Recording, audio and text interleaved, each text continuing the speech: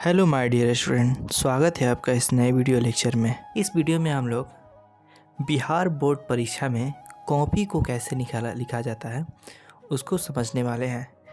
यानी कि आप अच्छे से अच्छे कॉपी को लिखकर बिहार बोर्ड एग्ज़ाम में अच्छे नंबर को ला सकते हैं। या किसी भी एग्ज़ाम में कैसे कॉपी को लिखना है, कैसे प्रेजेंट करना है, उस बारे में हम आज इस वीडियो में जानेंगे। और किन किन गलतियों को करने से आपको बचना है और किन किन गलतियों को नहीं दोहराना है और क्या करना है क्या नहीं करना है, उन चीज़ों के बारे में हम इस वीडियो में जानने वाले हैं। आइए वीडियो को शुरू करते हैं। जैसे मान लीजिए हम एक यहाँ पर पेपर ले लेते हैं, किसी भी एग्ज़ाम का पेपर लिख सकते हैं। जैसे मैंने यहाँ पर 10 क्लास के पेपर लिया है, ठीक है। और मैं सामाजिक विज्ञान के क्वेश्चन को यहाँ पर बताता हूँ कि इसको कैसे लिखेंगे किसी भी क्वेश्चन को। तो देखिए इस पेपर में क्या होता है, 3 प्रकार के क्वेश्चन आते हैं, एक लघु उत्तरीय, एक ऑब्जेक्टिव टाइप और एक दीर्घ उत्तरीय। तो ऑब्जेक्टिव टाइप को आप इस प्रकार के ओमर शीट में क्या करेंगे, बना लेंगे, ठीक है। इस प्रकार के ओमर शीट में तो बना लेंगे। अब बचता है सब्जेक्टिव क्वेश्चन, जिसमें क्या आता है, आपको शॉर्ट टाइप क्वेश्चन आता है और लॉन्ग टाइप क्वेश्चन आता है। तो इन दो चीज़ों को हमको क्या करना है, समझना है। जैसे पेपर में आपका इस प्रकार से क्वेश्चन रहता है, यहाँ पर खंड ब में खंड अ यानी कि सेक्शन ए में ऑब्जेक्टिव टाइप क्वेश्चन है, तो उसको हमने यहाँ पर छोड़ दिया है। और खंड ब यानी सेक्शन बी के बारे में हम यहाँ पर बात करेंगे। तो जैसे पहला यहाँ पर हिस्ट्री से क्वेश्चन आता है और लघु उत्तरीय यानी शॉर्ट टाइप क्वेश्चन दिया है यहाँ पर। और इसमें यहाँ पर निर्देश दिया है कि प्रश्न संख्या 1 से 6 तक लघु उत्तरीय है। इनमें से किसी 3 प्रश्न के उत्तर दे, प्रत्येक प्रश्न के लिए 2 अंक निर्धारित है। तो यहाँ पर ये निर्देश देना है आपको। सबसे पहले इसको पढ़ लेना है, रीडिंग कर लेना है। और रीडिंग करने के बाद यहाँ पे कुछ क्या किया गया है, क्वेश्चन दिए गए हैं। जैसे रूसी क्रांति के 2 कारणों का यहाँ पर 6 क्वेश्चन इसी प्रकार से दिए गए हैं। इनमें से किसी 3 प्रश्नों का आपको क्या करना है, उत्तर देना है। तो यहाँ पर सबसे पहले हम क्या लिखेंगे, यहाँ पर कॉपी में देखिए आपका बिहार बोर्ड का कॉपी इस प्रकार से रहता है, ठीक है। तो इस साइड हम कुछ नहीं लिखेंगे। अगर आपको अच्छे से अच्छे मार्क्स लाना है तो इस साइड हम कुछ नहीं लिखेंगे। कॉपी को कैसे प्रेजेंट करेंगे, देखिए सबसे पहले यहाँ पर लिखेंगे सेक्शन। जैसे यहाँ पर पेपर में देखिए, मैं दिखा रहा हूँ आपको यहाँ पर पेपर में आपको देखिए यहाँ पर लिखा है सेक्शन बी, यानी कि खंड बी के बारे में बात कर रहा है। तो यहाँ पर हम सबसे पहले क्या करेंगे, खंड ब को लिख लेंगे और उसके नीचे एक लाइन को ड्रॉ कर देंगे अच्छे से, ठीक है, खंड बी के बारे में। उसके बाद हम किस चीज़ के बारे में प्रश्न लिख रहे हैं, तो इतिहास का शॉर्ट टाइप क्वेश्चन बना रहे हैं। तो यहाँ पे हम इतिहास लिख देंगे, उसका लघु उत्तरीय प्रश्न, उसके बाद लाइन को ड्रॉ कर देंगे, ठीक है। उसके बाद आगे बढ़ेंगे तो जैसे मैं बनाना चाह रहा हूँ प्रश्न संख्या 1। जैसे यहाँ पे मैं रूसी क्रांति के 2 कारणों का उल्लेख कीजिए, मैं इस क्वेश्चन को बनाना चाह रहा हूँ। तो हम क्या करेंगे, लिखेंगे प्रश्न संख्या 1 का उत्तर, यानी कि प्रश्न 1 का हम लोग क्या कर रहे हैं, आंसर लिख रहे हैं। तो प्रश्न संख्या 1 का उत्तर लिख दिए, ठीक है। अब यहाँ से आप चाहें उत्तर लिख भी सकते हैं और नहीं भी लिख सकते हैं यहाँ पर। उसके बाद हम लिख देंगे रूसी क्रांति के 2 कारण निम्न है, ठीक है। उसके बाद हम कारण का उल्लेख कर देंगे। जैसे यहाँ पर हमने कारण का उल्लेख कर दिया है कि जार का निरंकुश एवं उपयोग थी, अयोग्य शासन था पहला कारण, और दूसरा कारण था मजदूरों की स्थिति दयनीय है। तो यहाँ पे 2 कारण को हमने उल्लेख कर दिया। तो इस प्रकार से आप प्रश्न संख्या 1 लिखेंगे, उसके बाद उसका उत्तर लिखेंगे। अब आते हैं, जैसे मान लीजिए मैं इसी में का 4 प्रश्न यह है, यहाँ पे मैं 6 प्रश्न को बनाना चाह रहा हूँ। जैसे यहाँ पर देखिए, यहाँ पर प्रश्न संख्या 6, श्रमिक वर्ग का आगमन शहरों में किन परिस्थितियों के अंतर्गत हुआ। तो आप यहाँ पर क्या करेंगे, सबसे पहले लिखेंगे प्रश्न संख्या 6 का उत्तर और यहाँ पर उसका आंसर लिख देंगे। यहाँ पर देखिए उत्तर हमने नहीं लिखा है, तो यहाँ पर उस चीज़ का आप लोग क्या करना है, उत्तर लिख देना है, ठीक है। ये तो हुआ हम लोग का शॉर्ट टाइप क्वेश्चन। अब यहाँ पे जब 6 क्वेश्चन ख़त्म हो जाता है, 3 बना लेते हैं आप लोग क्वेश्चन, तो उसके बाद दीर्घ आता है, यानी कि लॉन्ग आंसर टाइप क्वेश्चन आता है। तो अब हमको बनाना है लॉन्ग टाइप। तो इसका निर्देश पहले सबसे पहले पढ़ लीजिए। 7 और 8 दीर्घ उत्तरीय, 2 प्रश्न दीर्घ उत्तरीय दिए गए हैं, जिनमें से एक का क्या करना है, आपको उत्तर देना है, ठीक। तो यहाँ पे हमको अगर किसी भी क्वेश्चन को बनाना होगा तो सबसे पहले लिखेंगे हम लोग, यहाँ पे देखिए, यहाँ पे हम लोग लिखेंगे दीर्घ उत्तरीय प्रश्न, उसके नीचे 2 लाइन ड्रॉ कर देंगे अच्छा लगने के लिए। उसके बाद प्रश्न संख्या 8 का उत्तर। जैसे यहाँ पर पेपर में 2 प्रश्न दिए गए हैं, एक प्रश्न 7 नंबर है, एक नंबर 8 नंबर है। तो 8 नंबर जैसे प्रश्न है, भारतीय राष्ट्रीय आंदोलन में गांधी जी की भूमिका की विवेचना करें। तो हमारा प्रश्न संख्या 8 है। इसको हम बनाना चाह रहे हैं तो हम क्या करेंगे, 2 तरीक़ा से इसको लिख सकते हैं। या तो आप पहले विधि से लिखिए प्रश्न संख्या 8 का उत्तर, उसके बाद यहाँ से आप क्या करें, आंसर यानी कि उत्तर लिखना आरंभ कीजिए, ठीक। या अगर आप ऐसे नहीं लिखना चाहते हैं तो या ऐसे भी लिख सकते हैं, 8 प्रश्न भारतीय राष्ट्रीय आंदोलन में गांधी जी की भूमिका की विवेचना करें। ये तो रहा 2 तरीका। यहाँ से आप क्या करेंगे, उसका आंसर लिखेंगे इस प्रकार से क्वेश्चन उतार के। या अगर आप मान लीजिए क्वेश्चन नहीं उतारना चाहते हैं तो आप क्या करेंगे, 8 नंबर लिखकर, ठीक है, इसका उत्तर यहाँ पर लिख दीजिए और यहाँ से इसका आंसर लिखना स्टार्ट कर दीजिए। तो आप 3 तरीके से क्या कर सकते हैं, शॉर्ट टाइप क्वेश्चन और लॉन्ग टाइप क्वेश्चन को बना सकते हैं। तो ये तो रहा हमारा सामाजिक विज्ञान का पेपर। इसी प्रकार आप यहाँ पर क्वेश्चन देखेंगे तो लॉन्ग टाइप क्वेश्चन होता है, फिर आता है आपका राजनीतिक विज्ञान, पॉलिटिकल साइंस, तो आप उसी प्रकार इसमें भी लिख सकते हैं और प्रेजेंट करके बना सकते हैं। तो इस प्रकार इसमें भी क्वेश्चन दिए गए हैं।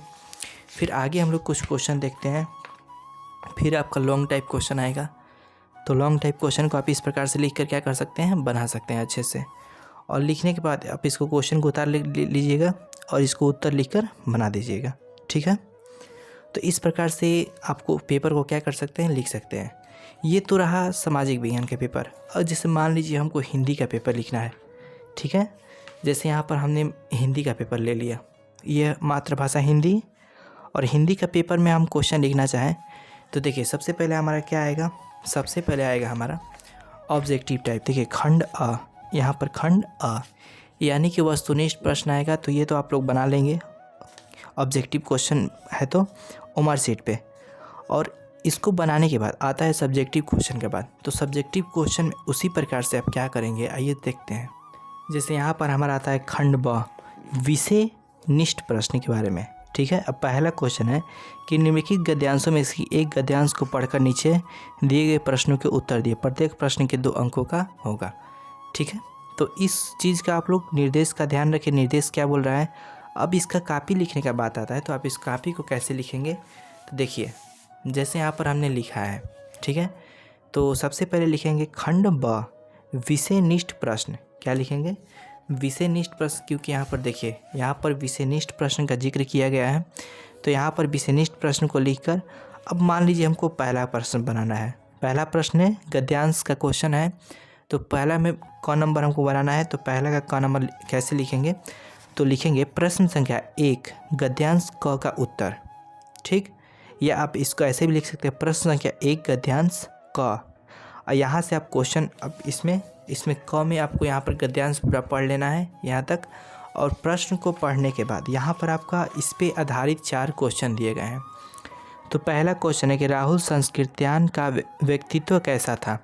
तो गद्यांश पढ़ने के बाद आपको यहाँ पे उस जैसे प्रश्न है राहुल संस्कृत्यान का व्यक्तित्व कैसा था, तो यहाँ पर हमने प्रश्न को उतार लिया है। अब यहाँ पर उत्तर को लिखेंगे। तो यहाँ पे आप उत्तर लिखेंगे और जितना लाइन आपका उत्तर होगा उसको लिखने के बाद यहाँ पर आपका 2 नंबर प्रश्न आएगा। तो 2 नंबर भी ऐसे लिख कर बनाना है, 3 नंबर भी ऐसे ही लिख कर बनाएंगे, 4 नंबर भी ऐसे ही लिख कर बनाएंगे।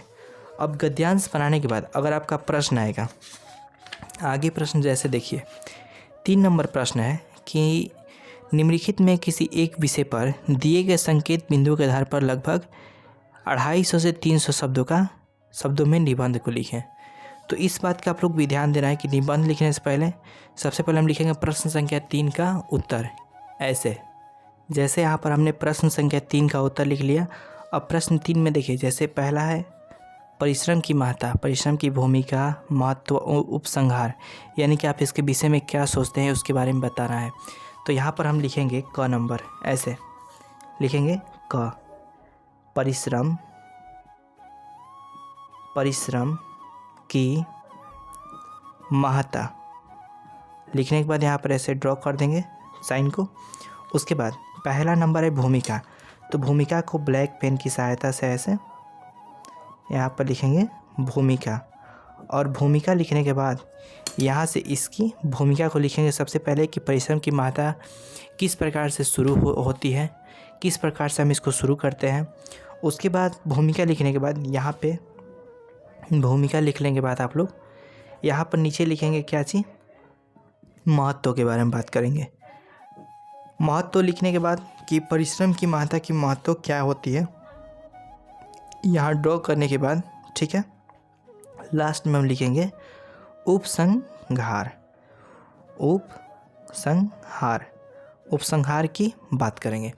तो इस प्रकार आप क्या कर सकते हैं, अच्छे से कॉपी को प्रेजेंट कर सकते हैं। इससे क्या होता है कि जो बोर्ड परीक्षा में या किसी परीक्षा में जो चेक करने वाले शिक्षक होते हैं वो कॉपी की को देखकर क्या होते हैं, आकर्षित होते हैं, अट्रैक्टिव होते हैं कि लड़का जो है वो क्या किया है, बहुत ही अच्छे से पेपर को व्यक्त किया है, जिसके कारण उसको अच्छे से अच्छे मार्क्स मिलते हैं। तो इस प्रकार आप कापी के नमूने को क्या कर सकते हैं, सभी विषय के लिए, कोई भी आपका विषय हो, ऐसे नमूने को तैयार कर सकते हैं और प्रश्न को अच्छे से अच्छे बना सकते हैं। तो इस बात का आप लोगों को क्या करना है, ध्यान देना है। तो यहाँ पर आप लोग देख सकते हैं कि कैसे हमने यहाँ पर कॉपी को लिखा है और आप भी परीक्षा में अच्छे नंबर लाने के लिए इस प्रकार से कॉपी को लिख सकते हैं। तो मैं आशा करता हूँ कि आपको कॉपी लिखने का जो तरीका है वो पसंद आया होगा, ठीक है। और अगर आपको किसी भी चीज़ में डाउट होता है तो आप नीचे कमेंट बॉक्स में कमेंट कर सकते हैं। हम उस डाउट को जल्दी से जल्दी दूर करने में कोशिश करेंगे, और दूर नहीं होता है तो 1-2 दिन का समय लगता है, लेकिन आपका उस चीज़ को, डाउट को ज़रूर से ज़रूर दूर किया जाएगा। धन्यवाद। इस वीडियो में इतना ही। और मैं एक बात को अब बता देता हूँ आपको, आप परीक्षा में 2-3 पेन, एक ब्लैक एक ब्लू को लेकर जाएंगे, ठीक है, और एक स्केल को साथ में ज़रूर रखेंगे। जब आप स्केल की सहायता से ड्रॉ करेंगे तो आपका लाइन जो होगा वो सीधा जाएगा, और आप कलम की सहायता से इस प्रकार से अगर लाइन खींचेंगे हाथ से तो आपका टेढ़ा जाएगा। तो इन बातों का भी ध्यान रखें कि हम लोगों को अच्छे से अच्छे लिखने के लिए इन चीज़ों की क्या पड़ती है, आवश्यकता पड़ती है। तो इस वीडियो में इतना ही, मिलते हैं अगले वीडियो में किसी और टॉपिक के साथ। धन्यवाद।